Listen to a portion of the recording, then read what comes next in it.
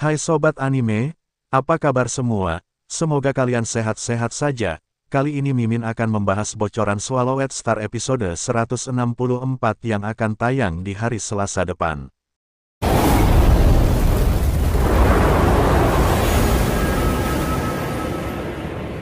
Di saat Luo Feng berada di reruntuhan perang kuno, ada sebuah 100.000 mayat serangga utuh di sini. Semua itu adalah satu dari 200 unit milikmu, kata pria berjubah putih tinggi. Mata Lo Feng berbinar dengan cepat menyapu area itu dengan energi rohnya berdasarkan ingatan yang diwarisinya dan informasi yang ditemukannya melalui jaringan alam semesta virtual.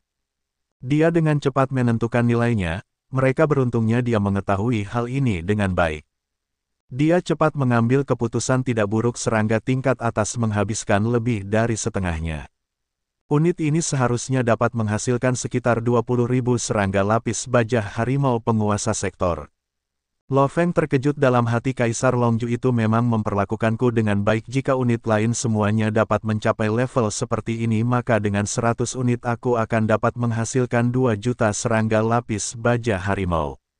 Menghabiskan 1 juta elemen campuran dan menghasilkan pasukan serangga penguasa sektor yang kuat sebanyak 2 juta, itu adalah serangga lapis baja harimau yang kuat. Setelah itu Lo Feng pergi ke unit berikutnya.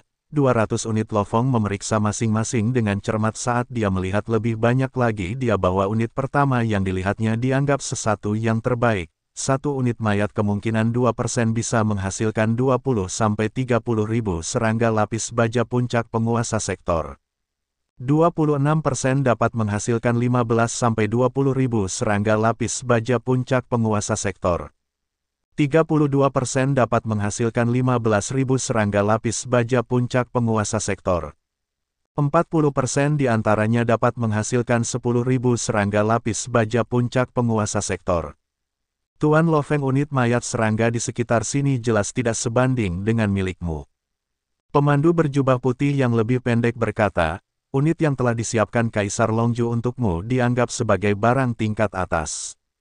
Lo Feng tertawa dan mengangguk. Kaisar Longju, memang dia memperlakukanku dengan sangat baik. Tuan Lo Feng, lihat di sana. Lo Feng menoleh untuk melihat. Di kejauhan terlihat bayangan hitam yang berantakan. Hanya dengan sekali pandang orang bisa merasakan energi kuno yang dipancarkannya. Pemandu itu tersenyum. Itu gunung sampah. Gunung-gunung ini tersebar di seluruh wilayah bintang. Apakah kamu ingin mencoba mencari harta karun di sana? Lo Feng berkata, tidak usah terburu-buru. Kalau sudah memilih unit mayat serangga, aku akan pergi mencarinya sendiri.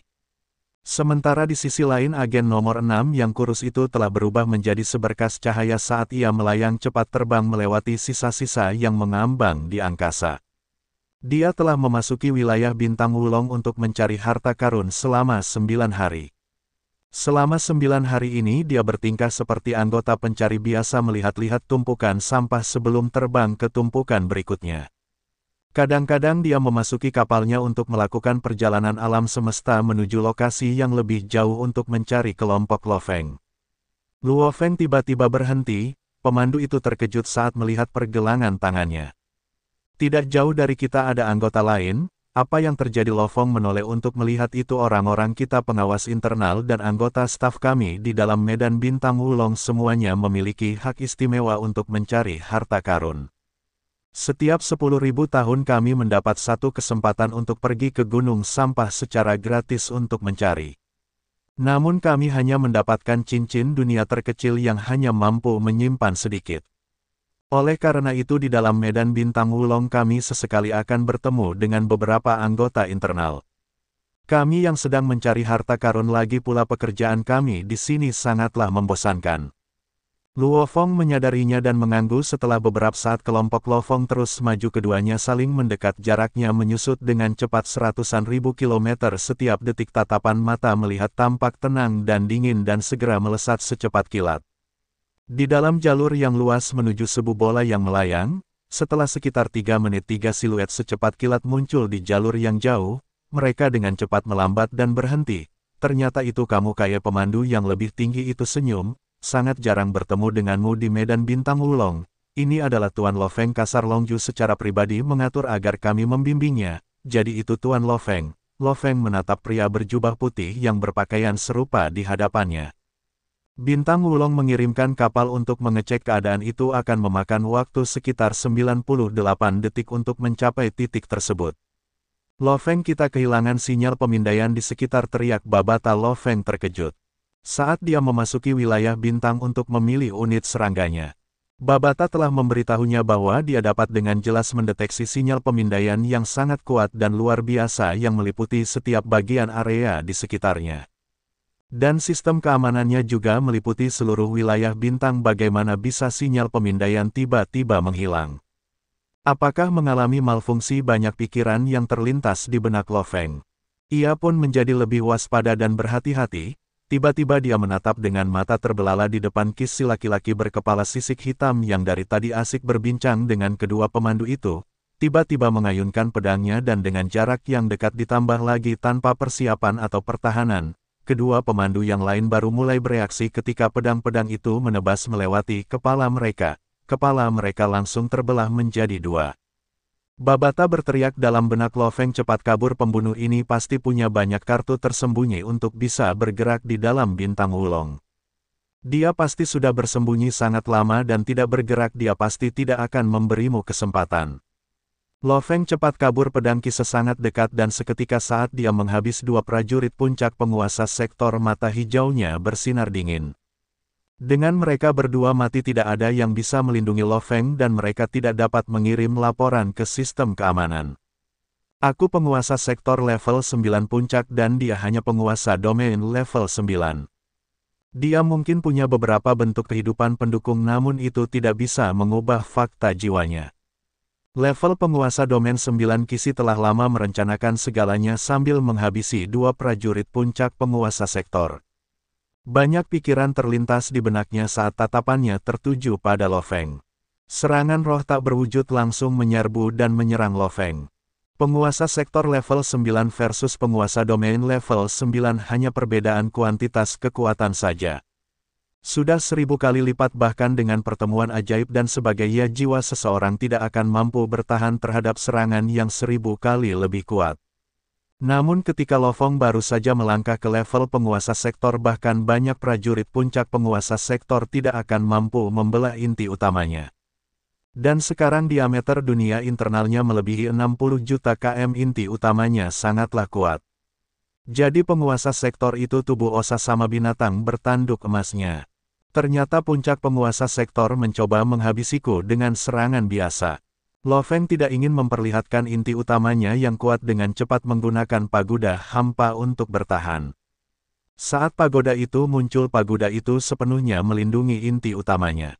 Ini adalah cara normal seorang prajurit untuk bertahan. Inti utama mereka lemah itu adalah fakta yang diketahui selama lebih dari 180 tahun di ngarai Dewa Binatang.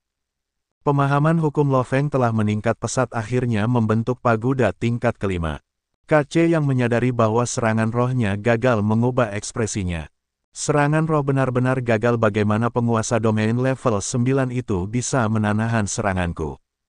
Seketika 99 bilah pedang muncul di hadapannya dan bilah-bilah seukuran telapak tangan itu berputar-putar menyebabkan seluruh ruang di sekitarnya melengkung. Bilah-bilah yang tak terhitung jumlahnya menebas Lo Feng.